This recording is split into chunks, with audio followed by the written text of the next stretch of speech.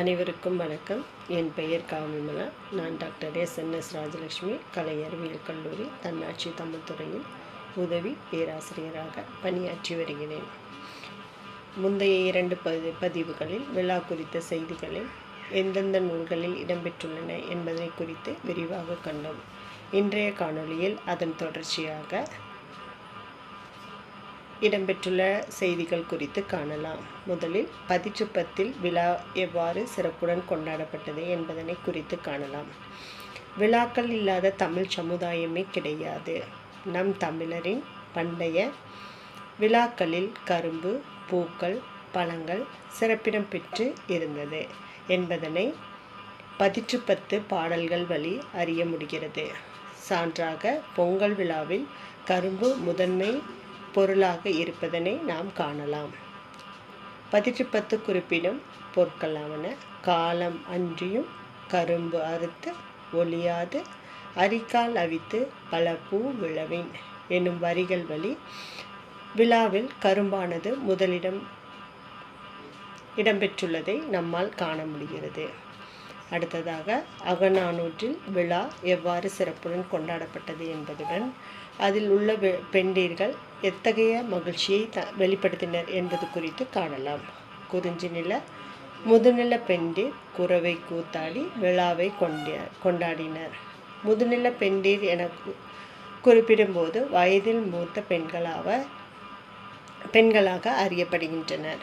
பண்டைய திருமணங்களை பற்றிய எத்தனையோ பதிவுகள் இருந்த போதும் இது ஒரு அழகிய பதிவு. சங்ககால வாழ்வில் களவு மனமும் கற்பு மனமும் இருந்த போதும் திருமணத்தையும் விழா போல கொண்டாடி மகிழ்ந்திருக்கின்றனர். திருமணத்தினை விழா போல கொண்டாடிய செய்திகளை அகநானூற்று பாடல் பின்வருமாறு குறிப்பிடுகின்றது.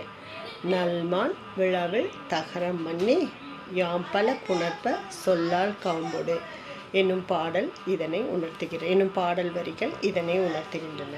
அது மட்டுமல்லாமல் விழாக்கள் மனித சமூகத்தை ஒருங்கிணைக்கும் பணியை மட்டும் செய்யாமல் விழாவின் அனைத்து வகையான கூறுகளிலும் அதிக பங்களிப்பு செய்துள்ளது. மேலும் விழா நடக்கும் இடங்களில் நெய்தல் நில பரதவர் மகளிர் மீன் விற்றமையை அகநானூற்று பாடல் விளக்குகிறது. இதன் மூலம் வணிகம் நோக்கமும் அவர்களுடன் நிறைவேறி கொண்டது. ஏனெனில் ஒரு விழா நடக்கும்போது அங்கு விற்கக்கூடிய பொருட்களை வைத்து வாழக்கூடிய மக்களின் நிதி மேலாண்மை மேம்படுவதை அறிய முடிகிறது. தலைப்பணி ஆங்குள் செல்வ தஞ்சைய விளவு அடர் மறுக்கின் விலை எனப்படும் எனும் வரிகள் வழி நெய்தல் நில மக்கள் மீன்களை விற்ற செய்தியை காண முடிகின்றது. ஒவ்வொரு காலகட்டத்திலும் பலவித மாற்றங்கள் பரிமாற்றம் அடைந்து கொண்டே இருக்கின்றன.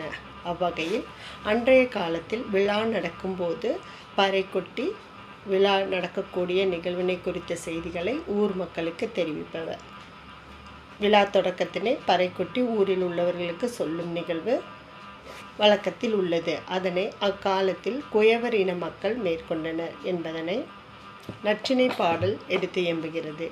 கன்னி கட்டிய கதிர அன்ன சாறு என நுவலும் முதுவாய்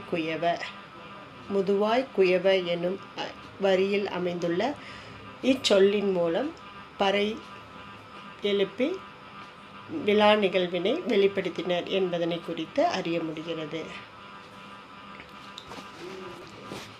இவ்வாறாக விழாக்கள் மக்களை ஒன்றுபடுத்தி மகிழ்ச்சி ஏற்படுத்தும் ஒரு களமாக இருந்ததுடன் ஒருவரை ஒருவர் தங்களுடைய கருத்துக்களை பரிமாற்றிக்கொள்ளும் ஒரு இடமாகவும் கொண்டிருந்தனர் என்பதை அறிய முடிகிறது. மேற்கண்ட செய்திகளின் வழியாக விழாக்கள் இடம்பெற்றுள்ள நூல்கள் எத்தகைய பழக்க வழக்கங்களை மேற்கொண்டனர் என்பது குறித்த செய்திகளை கண்டோம். விழாக்கள் மனித சமூகத்தை ஒருங்கிணைக்கும் ஒரு கருவியாக விளங்கியதை ஆசிரியர் அண்ணன் எழுதிய விழா என்னும் தலைப்பின் கீழ் கண்டோம். ஒரு சில செய்திகள் மட்டுமே இன்றைய காணொளியில் எடுத்தாளப்பட்டுள்ளன. ஆக விழாக்கள் மனித சமூகத்தை ஒருங்கிணைப்பதுடன் மகிழ்ச்சியாக வைத்திருக்கும் ஒரு உந்து சக்தியாக விளங்கியது என்பதனை விரிவாக கண்டோம். நன்றி, வணக்கம்.